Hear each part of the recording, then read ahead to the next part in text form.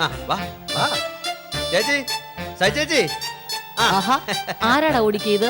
കണ്ട, ഇത് സേവിയർ. ഏത് സേവിയർ?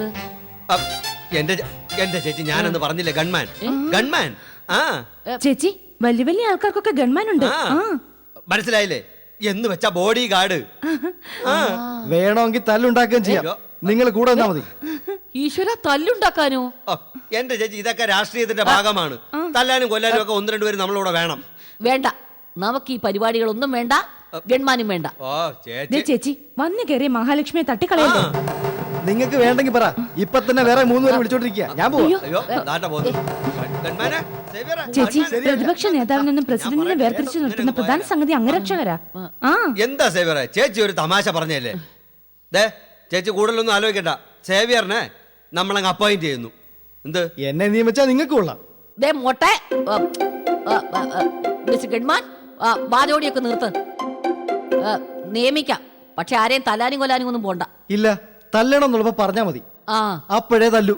ശരി ശരി. ഏതായാലും തന്നെ എന്നെ എന്റെ കുടുംബത്തിനെ എസ്കോട്ടായി നിയമിച്ചിരിക്കുന്നു.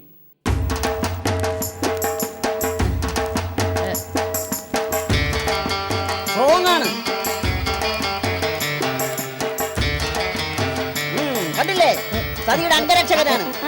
മുട്ടക്കടിച്ചിരിക്കുന്നത് ഭയങ്കരനാ. ഒറ്റയടിക്ക് 6 നിലമ്പൽ ചാക്കിയത് അറിയാവോ? 6 അല്ല 7.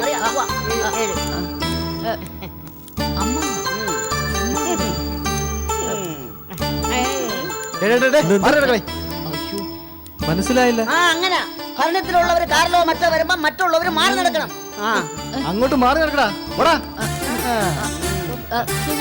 മേഡം നടന്നോളൂ. വാമോളെ വാമോളെ.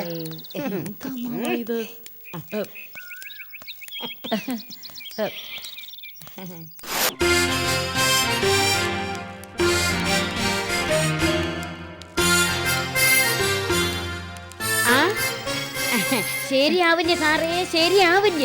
എന്താ ഇന്ത്യൻ ക്രിക്കറ്റിന്റെ പെർഫോമൻസ് ഇങ്ങനെയാണോ ക്രിക്കറ്റ് കളിക്കുക? പാകിസ്ഥാനും മോശം. സാറ് നോക്കിക്കോ, 5 വർഷത്തിനകം ആ പാവം ബർമൂടക്കാര് അവര് കരുത്ത് കാണിക്കും.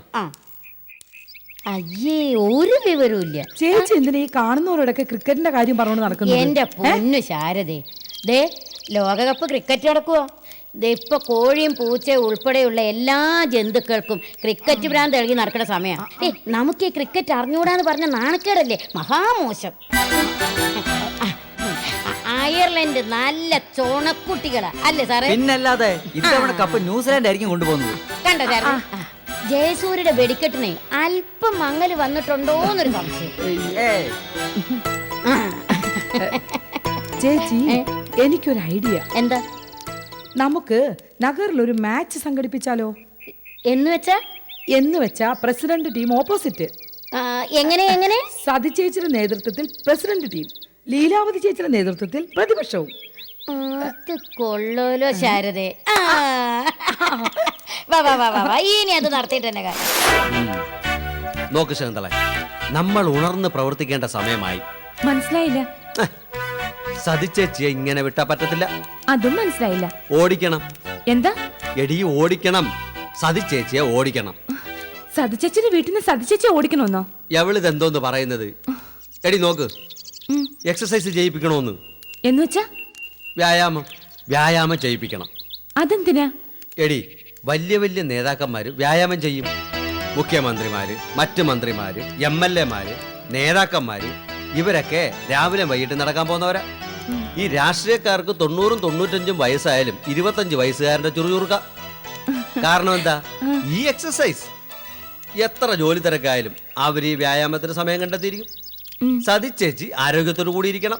സതിച്ചേച്ചിക്ക് വേണ്ടിയല്ല, നമുക്ക് വേണ്ടി. നേരാ. സതിച്ചേച്ചിക്ക് എന്തെങ്കിലും ആരോഗ്യ പ്രശ്നം വന്നാ നമ്മുടെ കഞ്ഞൂടിയാ മുട്ടുന്നത്. നിനക്ക് ബുദ്ധി ഒന്നും തുടങ്ങിയണ്ട.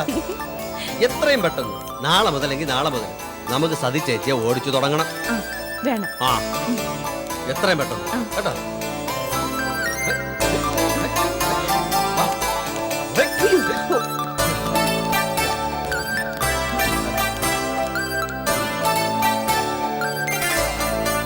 ചേച്ചി, ചേച്ചി, സതി ചേച്ചി, ചേച്ചി. Good morning. എന്താടാ മനുഷ്യനെ ഉറങ്ങാനും ആ സമ്മതിക്കത്തില്ല. ഫസ്റ്റ് ഉറങ്ങിക്കോ, മൂർക്കം വലിച്ച് കിടന്ന് ഉറങ്ങിക്കോ. എന്റെ ചേച്ചി ഇപ്പൊ ഈ നഗറിന്റെ പ്രസിഡന്റാ. ഒരു നേതാവ് അനുഷ്ഠിക്കേണ്ട ഒരുപാട് ധർമ്മങ്ങളുണ്ട്. ഇത് കർമ്മങ്ങളാ? എന്റെ ചേച്ചി, ഇപ്പോഴത്തെ നേതാക്കന്മാര് വ്യായാമത്തിന് ഒരുപാട് പ്രാധാന്യം കൊടുക്കുന്നവരാ. ചിട്ടയായ ശീലങ്ങളാ അവരുടെ ആരോഗ്യ രഹസ്യം. ആ ഓട്ടം ചാട്ടം നീന്തല്. അതുമല്ല, നഗറിന്റെ പ്രസിഡന്റ് ചുറുചുറുക്കുള്ള ആളാണെന്ന് ജനങ്ങൾക്ക് ബോധ്യപ്പെടണം. ശരി, ഒരു മിനിറ്റ്. അയ്യോ അയ്യോ എനിക്ക് വയ്യ. അയ്യോ എനിക്ക് വയ്യേ. അയ്യോ എനിക്ക് നേതാവാകണ്ടേ. അയ്യോ എനിക്കിനി ഓടാൻ വയ്യ. അയ്യോ അങ്ങനെ തളർന്നു പോവല്ലേ. എല്ലാ നേതാക്കന്മാരും വെളുപ്പിനെ എണ്ണിച്ച് ഓടുന്നവരാണ്. ദേ, ഇന്ന് ഓടുന്നതിന്റെ ഗുണം ഇനി ഒരിക്കലാ ആ, കിട്ടുന്നത്. ഇനി ഓടിയ എന്റെ ജീവൻ കൈവിട്ടു പോവും. ചേച്ചി സംയമനത്തോടിരിക്കണം. ഒന്നും പേടിക്കണ്ട. നാളെ കൂടെ ഓടുമ്പോ ശരിയാവും അല്ലേ? പിന്നെ ശരിയാവൂടാ. നാളെ ഓടുമ്പോ എന്റെ ഉള്ള ജീവനും കൂടെ കൈവിട്ടു പോവും. എന്നെ ഒന്ന് പിടിച്ച് കട്ടിലിൽ കൊണ്ട് കിടത്തു. എനിക്ക്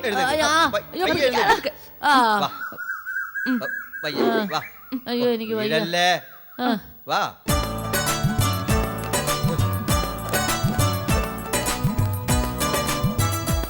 ഗുഡ് മോർണിംഗ്. ഇന്ന് പ്രസിഡന്റ് വന്നില്ലേ? ഇല്ല, ജോലി തിരക്ക്. ഞങ്ങള് ബിനാമികള്. എന്ന് വെച്ച സതിച്ചേച്ചിക്ക് വേണ്ടി ഓടുന്ന പകരക്കാര്. ആ. സത്യം പറഞ്ഞ ഓടി ഓടി നമ്മളങ്ങ് സ്ലിം ആൻഡ് സ്ലിം ആയല്ലേ? സത്യം, ആകെ ഒരു ഉന്മേഷം. സത്യം പറഞ്ഞ സതിച്ചേച്ചി ചെയ്യേണ്ട ജോലികളൊക്കെ നമ്മളങ്ങ് ഏറ്റെടുത്താലോ എന്ന് ഞാൻ ആ, ആലോചിക്കുന്നത്. അത് നല്ല ഐഡിയയാ. Good morning. Good morning. ഈ കോളനിയുടെ ഡെവലപ്മെന്റ് പരിശോധിക്കല് അങ്ങനെയൊക്കെയുള്ള ഡ്യൂട്ടികൾ നമുക്ക് ചെയ്യാം. അതെ. ഓടിക്കഴിഞ്ഞാൽ ചെയ്യാൻ ഡ്യൂട്ടി വേണ്ടേ? ആ, അതെ. Hi, hi. അപ്പൊ നമുക്ക് ഓടാം. വാ. ഹൈ. നല്ല രസമല്ലേ?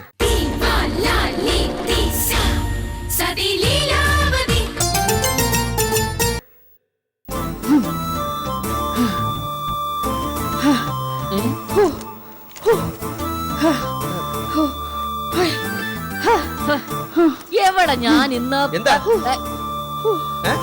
എന്താ ചേച്ചി? എന്താ? ക്ഷമയുടെ നെല്ലിപ്പല കണ്ടേ ഇവിടെ അടങ്ങും. ലീലാവതി ചേച്ചി അവിടെ എക്സസൈസ് ചെയ്യാ. വീടിന്റെ കൂരെ കിടന്നല്ല എക്സസൈസ് ചെയ്യേണ്ടത്. മനുഷ്യന് ചെവിയും തലയും കേൾക്കണം. അല്ലെങ്കിൽ ചേച്ചി വേണ്ട. ആ നിർത്തി നിർത്തി നിർത്തി. കണ്ട അപ്പൊ എന്നെ ഇരി, ചേച്ചി. പേടിയുണ്ട്. ആണ്ടാ പിന്നെ ഞാനെങ്ങോട്ട് വന്ന പ്രശ്നവും പറഞ്ഞേക്കാം.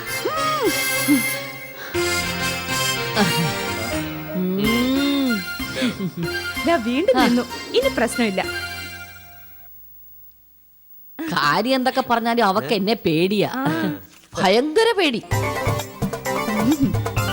എന്തിന്? ചേച്ചിയുടെ ഒരു നോട്ടം പോരെ ബാക്കിയുള്ളവർ ദഹിച്ചു പോവാൻ. ഓടാ. ഒട്ടുസൂചി വീഴുന്ന ഒച്ച പോലും കേൾക്കുന്നില്ല. ഇപ്പൊ കാണിച്ചു തരാം.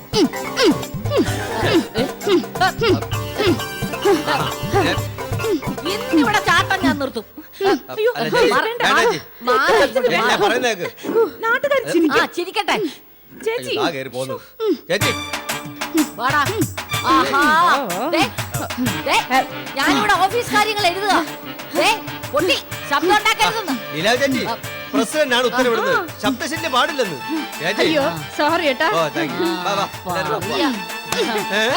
ദേ, ഏ? നിക്കടാ. എന്നാ പിന്നെ ഞാനും എക്സസൈസ് തുടങ്ങാൻ പോവാ. ചോരക്ക് ചോര, വെള്ളത്തിൽ വെള്ളം. അല്ല, ഇത് കാണിക്കുന്നെ? ദേഹത്ത് കൊണ്ട് കൈ തട്ടിയിട്ട് പിന്നെ അയ്യോ പത്തോ പറഞ്ഞിട്ട് കാര്യമില്ല. സ്വഭാവം ഇതാണെങ്കിൽ ഷേപ്പ് മാറിക്കോളും.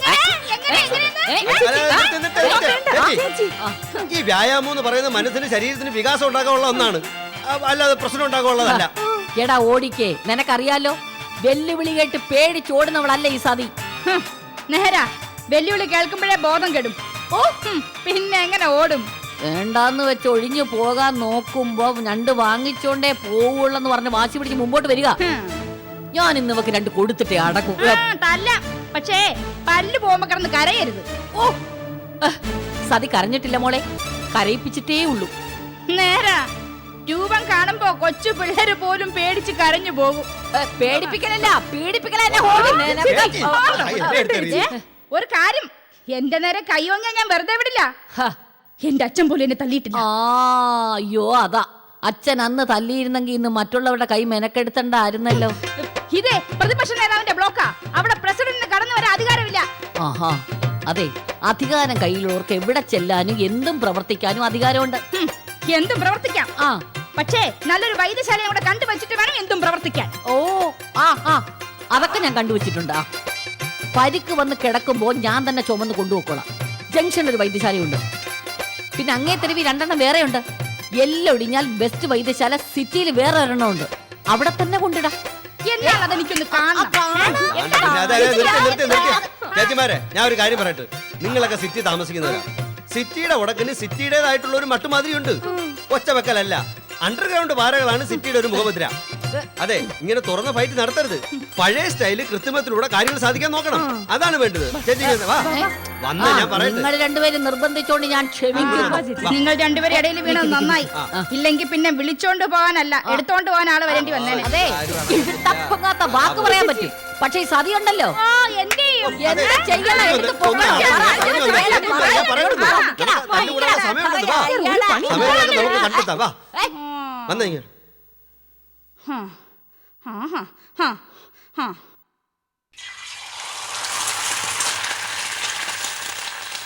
എടാ സുഗുണ,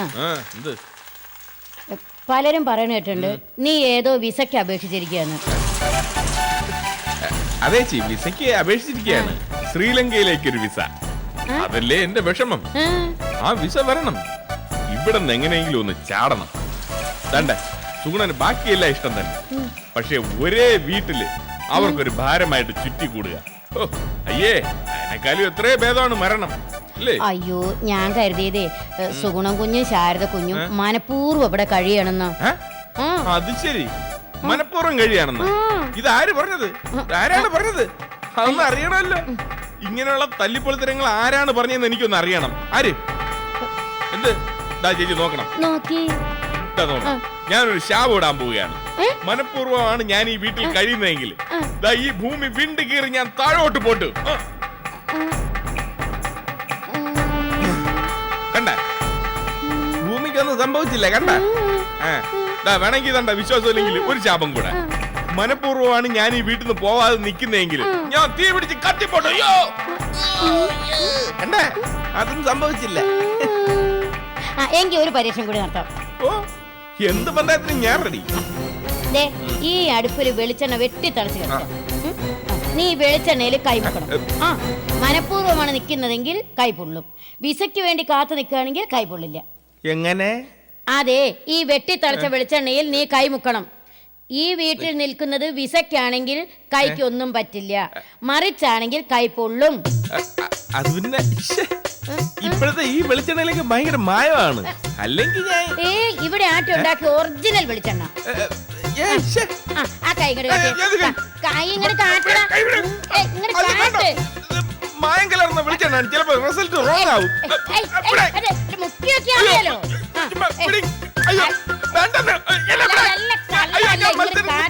മുക്കി നോക്കി അറിയാം.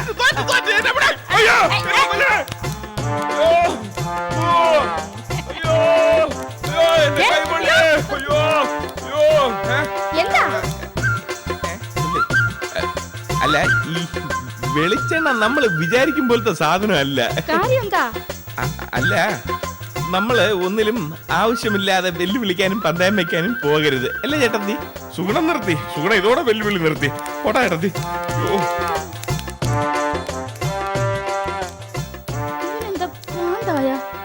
ഈശ്വര, മനുഷ്യന്മാരുടെ